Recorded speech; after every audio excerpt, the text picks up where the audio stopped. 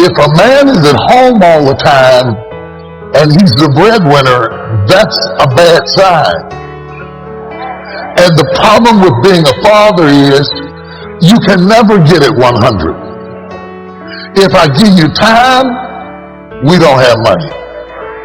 If I get the money, you don't have me. I can't be there and earn a living at the same time. I'm limited, and I have an obligation to make sure your life is better than mine. All the things that you call normal were our miracles. Your normal is your daddy's miracle. But the reason you don't see it is because it's normal. Think about Mr. Washington. Young man, yes sir. What do you want to do with your life? I want to buy my mother home, sir. I want to take care of my mother. I want to make my mother proud. How can you say you want to make your brother proud and you were in the dean's office the other day for fighting? Sir, they call me DT, the dumb twin. How do I get even, sir? Tell me. They pick on me all the time. I'm not like my brother. They always compare me to him. Mr. Brown, you want to get even? Yes, sir. Remember these words by Frank Sinatra. The best revenge is massive success. Become massively successful. That's how you become even. Mr. Brown, why did you sign those papers? I fought for you. I saw something in you. You've got greatness in you. I know you're not as fast as your brother. But there's a hunger in you, sir. And I saw your name. I couldn't believe it. Why did you do that? Several teachers met with me and said that you wouldn't be with me at Florida A&M University to help me. I would not make it at Florida A&M. You've been like a father to me. I never would want to bring embarrassment to your name. He said, I don't care what they said. But did you believe that you could go there and graduate? No, sir. Not without you, sir. Listen to me. Yes, sir. Sometimes you have to believe in somebody's belief in you until your belief kicks in. Let us say together, it's possible. I can live my dreams. I will work on myself. I will retrain my thinking every day. I would read 10 to 15 pages of something positive every day.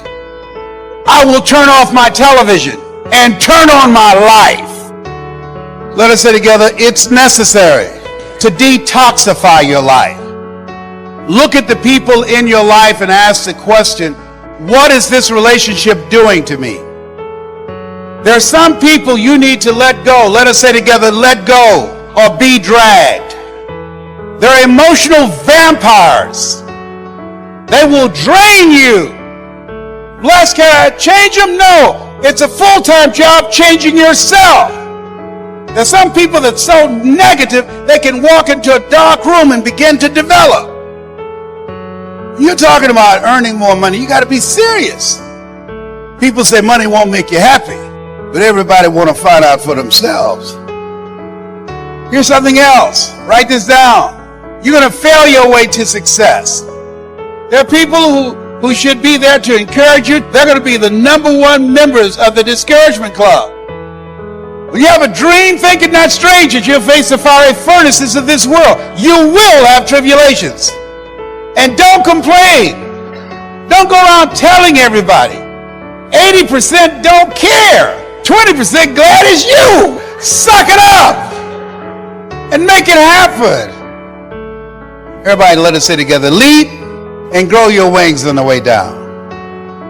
Believe it or not, every successful person has jumped. You cannot just exist in this life. You have got to try to live. But to get to that life, you're going to have to jump. See, God, when He created all of us, He gave every last one of us a gift at birth. You just got to quit looking at gifts as running, jumping, sing, and dance. When you're standing on the cliff of life and you see people soaring by, You hear about them doing wonderful things. Maybe you look up the street and your neighbor just gets a car every year, every 2 years. Have you ever thought, maybe this person right here has identified their gift and is living in their gift? But the only way for you to soar is you got to jump. You got to take that gift that's packed away on your back. That gift opens up and provides the soar. If you don't ever use it, you're going to just go to work. That ain't living, man. You just existed. But the only way to see what living like, you got to jump. I'm going to just be real with you. When you first jump, your parachute will not open right away. You're going to hit them rocks. You're going to get some cuts on you. You're going to be bleeding pretty bad. But eventually, the parachute has to open. That is a promise of God. It has to open, man. You can play it safe. And you can stand on that cliff of life forever safe. I got another promise I can make you. You never know what God really had for you. If I were you, I would jump. You got to jump, man. You got to take a chance. God hold you up, man. He ain't gonna let you fall. Do yourself a favor, man. Before you leave this world, jump. Just jump one time. You got to be willing to risk people talking about you. You got to be willing to fail again and again. We live in a world where we're told more about our limitations rather than our potential, and so most people just can't see themselves doing better. People go to jobs that they hate, 87% of Americans, and guess what? And they pray they don't get fired. No, I ain't going out like this. And people think you're crazy, and you are. You got to have another mind in you that says, I got this. This is my life. Nobody's going to tell me how much I'm worth, what time I can take a lunch break. No, I got this. Mr. Washington said, Mr. Brown, transform your mindset. Number 2, he said, practice only quality people. You want only quality people. Here's something else he said. Mr. Brown, yes, sir. Develop your communication skills. He said, once you open your mouth, you tell the world who you are. And then he said something else. He said, you got to be hungry. I said, what do you mean by that? He said, people that are hungry are relentless. People that are hungry are unstoppable. People that are hungry, no excuse is acceptable for not making their dream become a reality. Hungry, sir, for another life. I'm not going to die here in Liberty City. I want to travel, sir. He said, practice only quality people. If you run around with 9 broke people, he said, I guarantee you, you'll become number 10. Listen to these audio programs I'm giving you every day. Dr. Norman Vincent Peale, Jim Rohn, every day. Program your mind, Mr. Brown. Are you willing to do that, to be successful, to buy your mother home? Yes, sir. You've got some goals that you want to achieve. And you've said to yourself, I'm willing to face the no's. You said to yourself, I'm willing for people to laugh at me. You said to yourself, I'm willing to make this happen. I can do it. If anybody's ever done it at any point in time in history, then what's possible for one, it's possible for me, and I'm going to do it. He said, you got to expect to become successful. Let us say together, I expect to win. I expect to become a millionaire. It's my time. It's hard. It's worth it. Your homework assignment, and write down 5 reasons that will make it worth it for you. So when the tough times come, when you feel like you can't see the light at the end of the tunnel, your reasons will be your rod and staff to comfort you. Mr. Schultz put it to me this way. He said, Jim, if you had enough reasons, you could do the most incredible things. See, reasons will change your whole life. You've got enough intelligence, but not enough reasons. Here's what else I found out. Reasons come first, answers come second. Some people do well for respect. Some people do well for the way it makes them feel.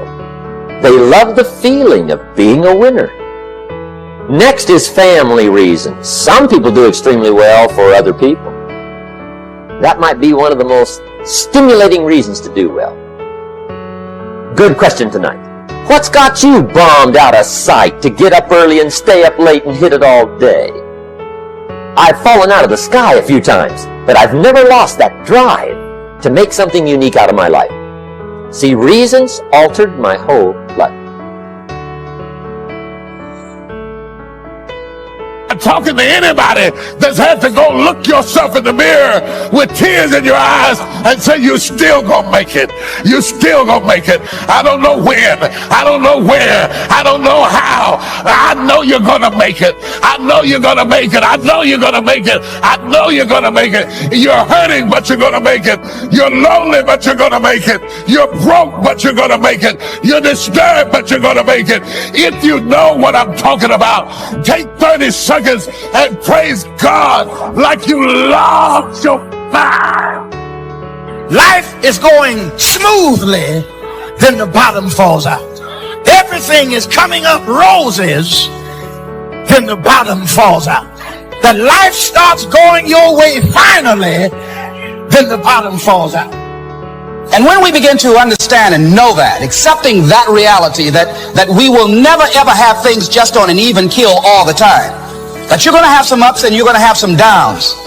But during those down moments, that's where the growth takes place. That's where the work is.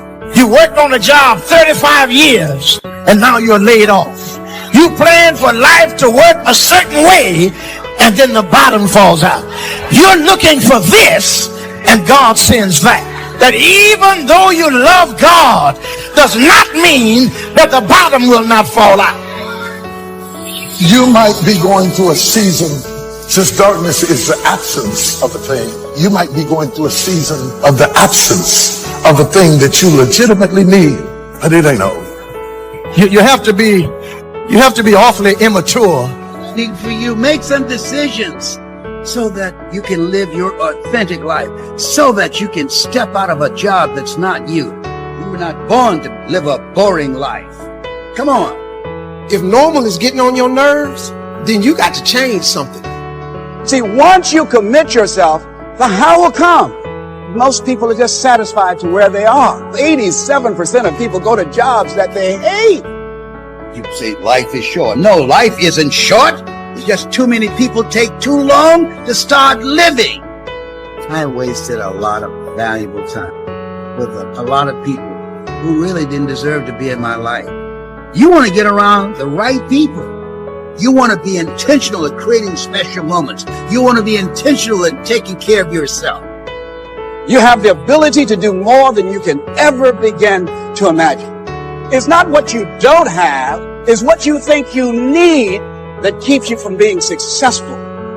You may have some good enough areas in your life, but don't stop there. Keep believing for the fullness of what God promised. God has some of these who would have ever thought blessings coming your way. Thoughts will tell you all the reasons why it's not going to happen for you. You're too old. You don't have the talent, the resources. None of that stops our God. Ask yourself, what remarkably stupid things am I doing on a regular basis to absolutely screw up my life? What would happen if you just stopped wasting the opportunities that are in front of you? Because you're not everything you could be, and you know it. And you could be way better. You could be incomparably better across multiple dimensions.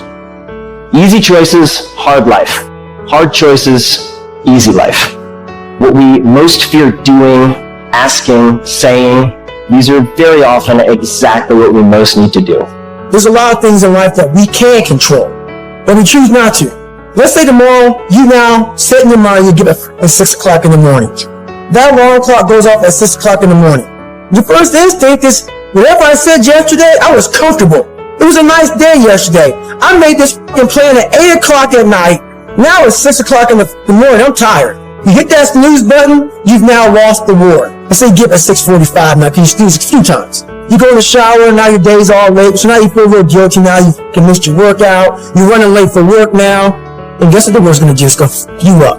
You must win the war in the morning. So then when you go into life that you cannot control, you've already mentally won so many battles early in the f***ing morning, so you're going into f***ing war having already won something.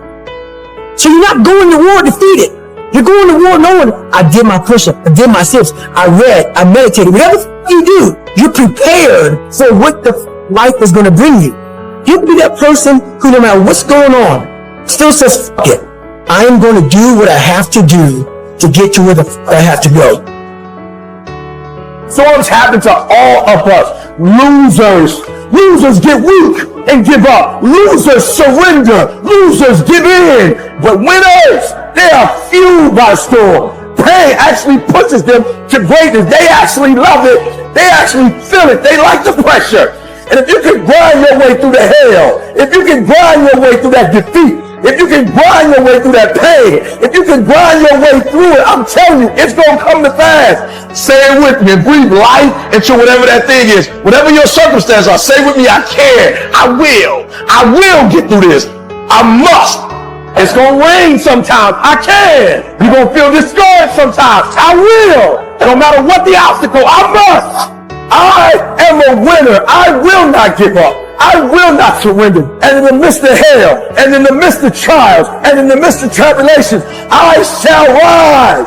I will not give up, and I will not give in. I will use the pain to push me to greatness. Why? Because I am a winner, and all I do is rise above it. All I do is win. All I do is conquer. I will never surrender. I will grind my way through the disappointments. I will grind my way through the defeat. I will grind my way through it, and I shall be victorious.